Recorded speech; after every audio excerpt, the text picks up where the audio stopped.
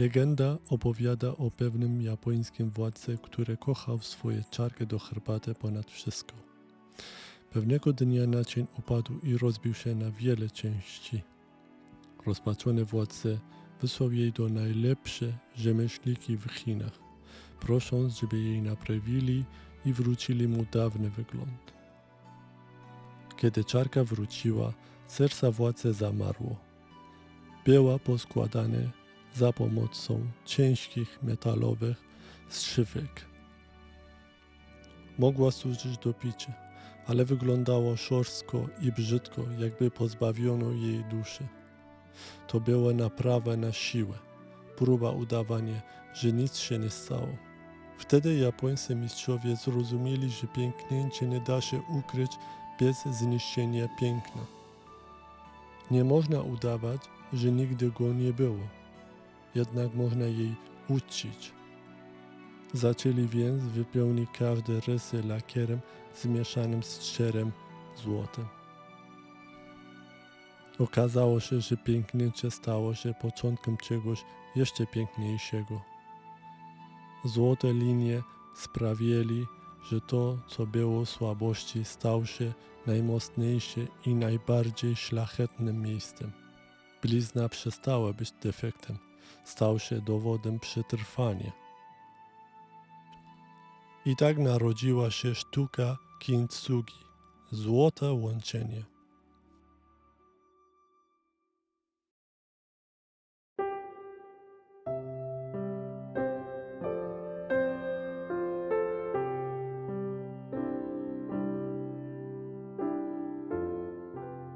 Córko moja, to ja, twój tata.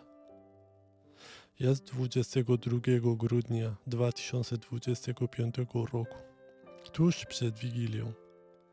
W domu słychać twój spokojny oddech, który zmiesza się z cichą, świąteczną muzyką. A z korytarza odbiega delikatne kroki twojej ukochanej mamy. Jesteś z nami od 2 miesięcy. Nie jesteś już tylko cudem. Jesteś małą, świadomą osobką. Patrzysz na nas coraz uważniej. Twój uśmiech sprawia, że czujemy, iż w te święta otrzymaliśmy najpiękniejszy dar.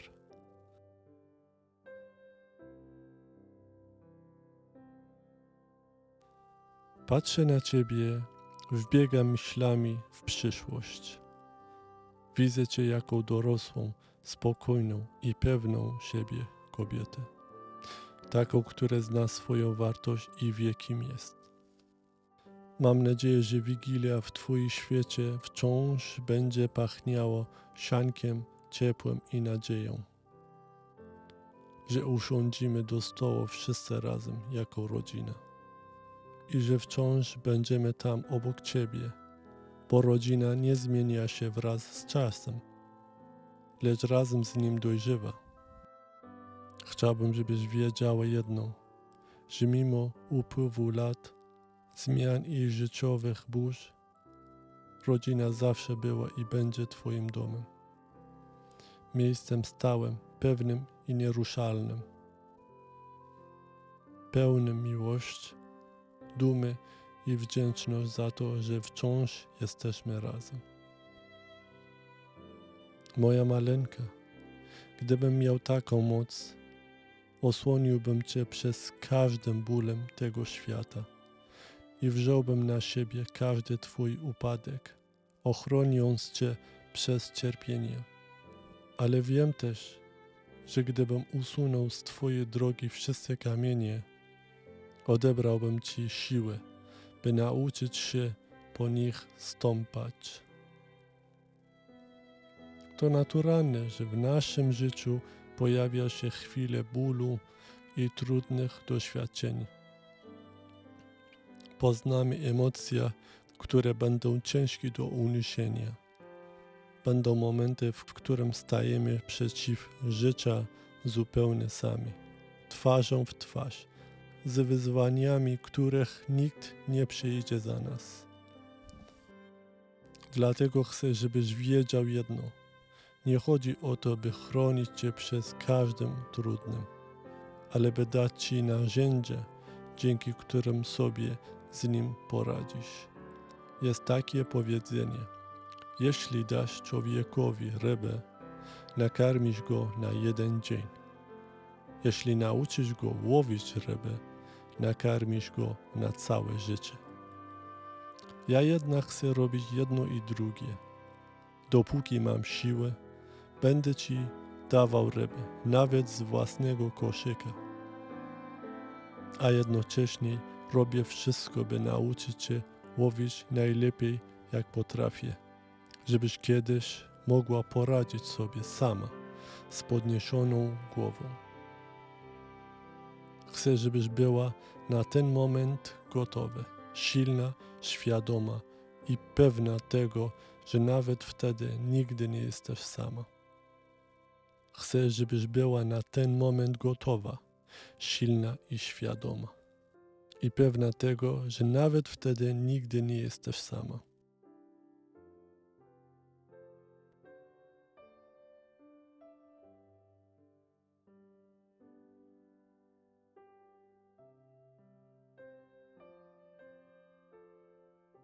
W poprzednim filmie mówiłem Ci o pierwszym etapie nauki. Uczenia się przez obserwację i uważnie patrzenie na świat. Dziś, córeczko, zaczynamy drugi etap nauki życia. Chcę powiedzieć Ci o mądrości, która rodzi się z naszych własnych prób i błędów. Dziś jesteś idealna, nietknięta jak czysta porcelana przez wypałem. Jestem jednak pewien, że życie, które na Ciebie czeka, nieraz próbuje Cię naszarpnąć. Ono nie traktuje nikomu ulgowo, a każdy z nas przeżywa swoje trudy. Dlatego w tej cichą grudniową noc siedzimy przez okno, by dać Ci mapę, która pokaże nam, jak zmienić pięknięcie w złoto. Fundamentem tej mapy jest słowo próbowanie. To brama do wszystkiego, co wartościowe. Aby przez nią przejść bezpiecznie, potrzebujesz 3 kluczy. Pierwszy klucz – rozwaga. Zanim oddasz jakiejś sprawie całe serce, warto się zatrzymać. Dobrze jest nauczyć się odróżniać błędy, które są cenną lekcją, od naiwności, które kosztuje zbyt wiele. Jak mówi stare przysłowie, nie sprawdzaj głębokości rzeki, zanurzając w niej obie nogi naraz. Zawsze zacznij od małego kroku. Zrób eksperyment i zobacz, czy to w ogóle Twoja droga. Prawdziwa mądrość to zdolność rozróżnienia, kiedy Twój wysiłek prowadzi do wzrostu, a kiedy walczysz z naturą rzeczy. Są drogi, które choć wydają się obiecujące, nigdy nie będą Twoje. Są ludzi, z którymi nie zaznasz szczęścia, choćby włożył w to całe serce. Pamiętaj proszę, można przyjaźnić się z rekinem, ale lepiej nigdy nie wychodź z nim do wody. To różnica między odwagą a błędem, z którym nie ma powrotu.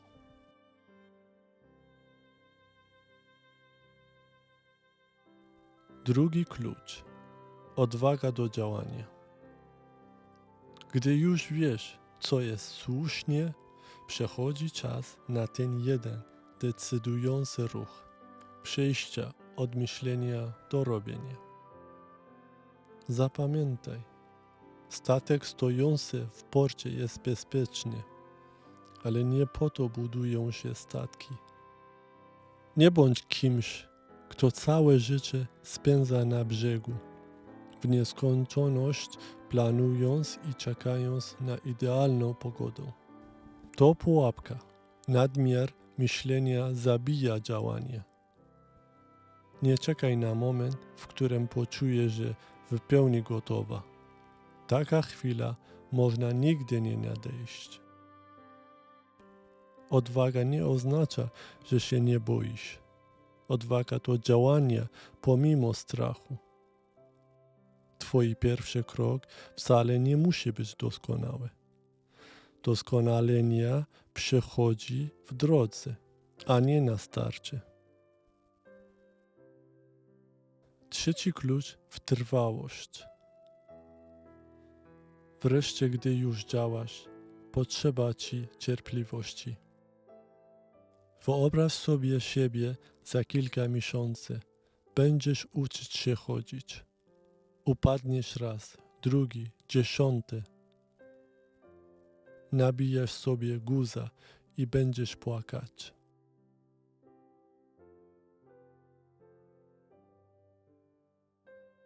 Ale gdybyś po pierwszym czy drugim upadku uznałeś, że chodzenie nie jest dla ciebie, spędzałbyś całe życie na kolanach.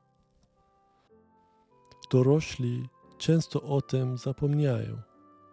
Czasami po pierwszej nieudanej próbie nauki języka obcego poddajemy się, mówiąc, to nie dla mnie.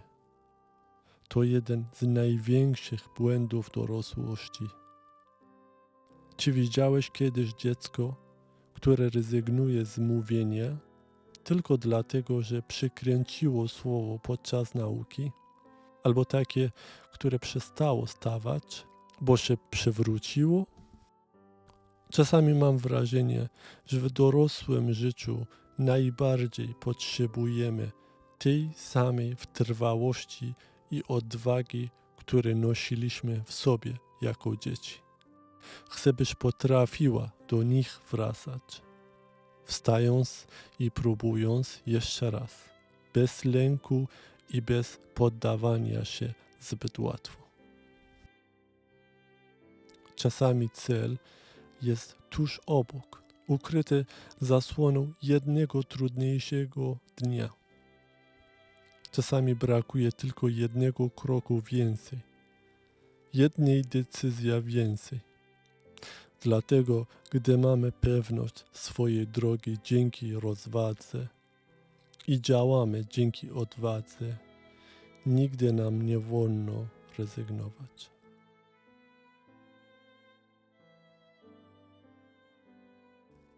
Jednak nawet mając te klucze w kieszeni, na swojej drodze spotkasz błędy. Są one nieuniknione. Dlatego warto nauczyć się, jak je witać, gdy się pojawią. Bo najmocniejsze lekcje życia często mają kształt blizn.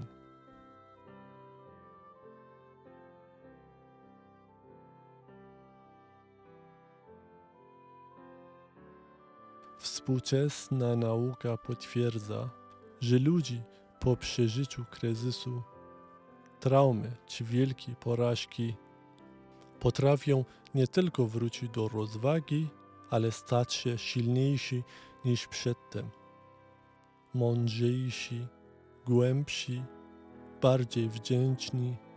Psychologia nazywa to wzrostem potraumatycznym. Aby błąd stał się twoją siłą, a nie ciężarem, spróbuj przejść przez 3 etapy. Miej odwagę, że przyznać. To najtrudniejszy moment, stanąć w prawdzie przed samą sobą i powiedzieć, pomyliłam się. Bez tego tkwisz w iluzji. Pamiętaj, że błąd to nie wstyd. To cena, którą płacą ci, którzy mają odwagę szukać sukcesu i chcą się rozwijać. Wstań i zrozum. Jest taka stara prawda wojowników. Gdy jeździec spada z konia, jeśli nie wsiąść na niego od razu, nigdy więcej nie zdobędzie odwagi, by to zrobić ponownie.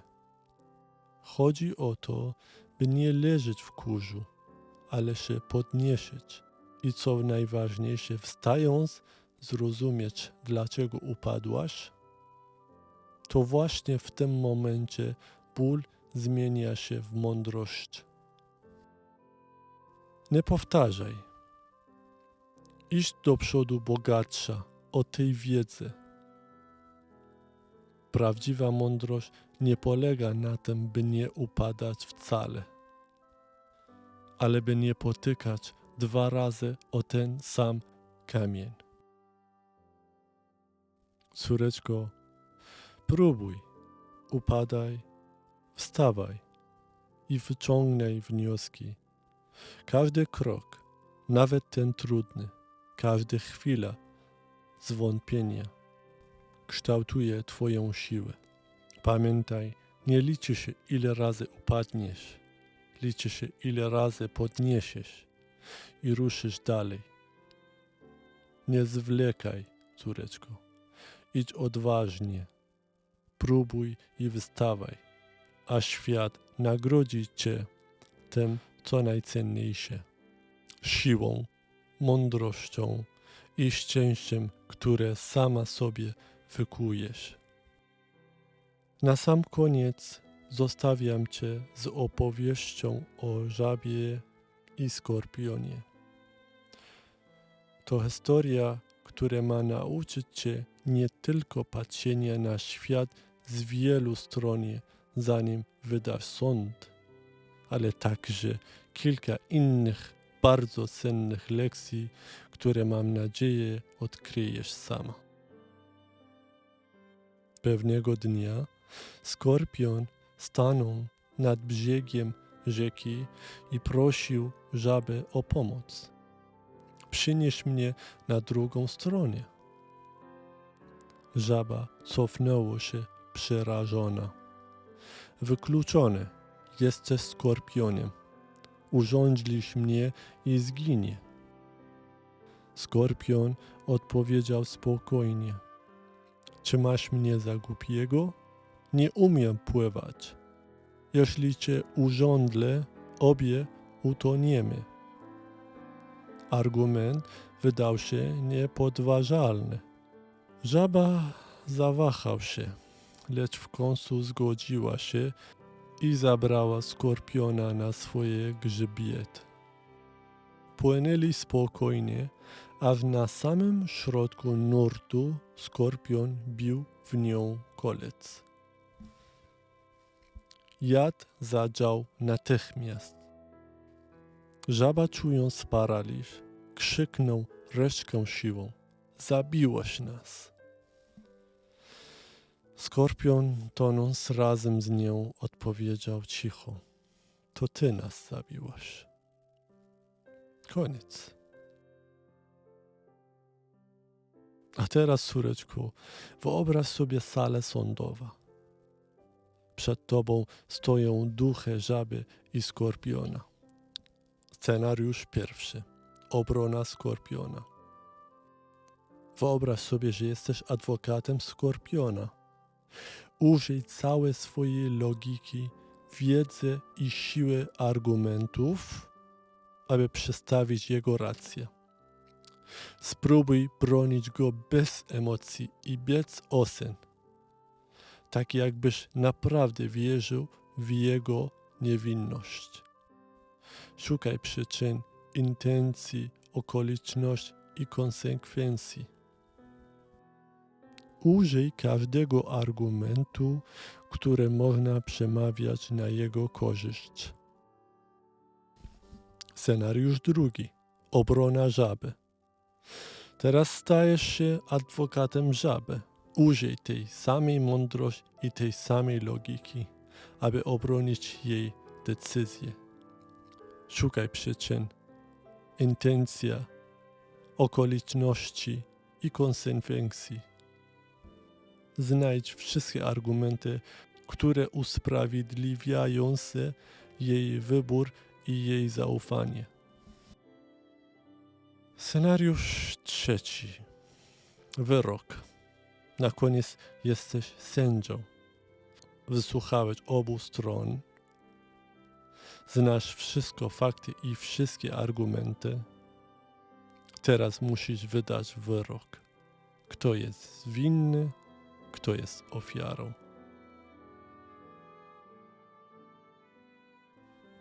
To ćwiczenie pokazuje, że czasami prawda kryje się pod wieloma warstwami. Czasami jest ukryte głęboko, daleko od miejsca, w którym zapadła decyzja, a czasami leży dokładnie pośród wydarzenia, cicha i niewidoczna dla tych, które patrzą tylko z jednej strony.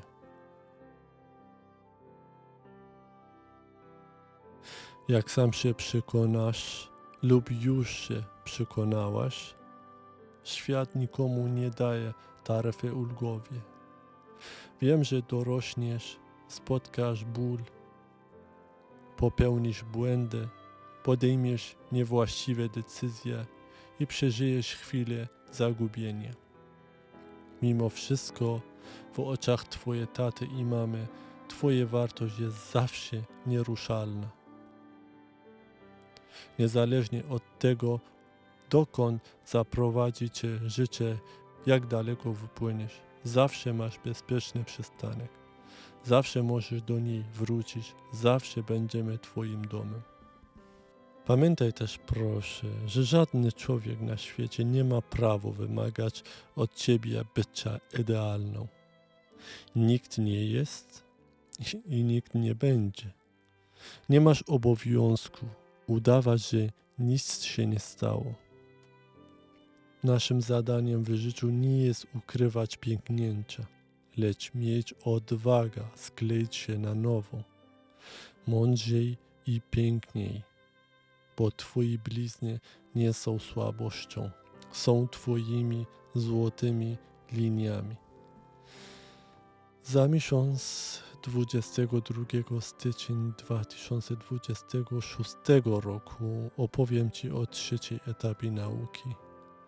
Uczymy się z doświadczenia i błędów innych.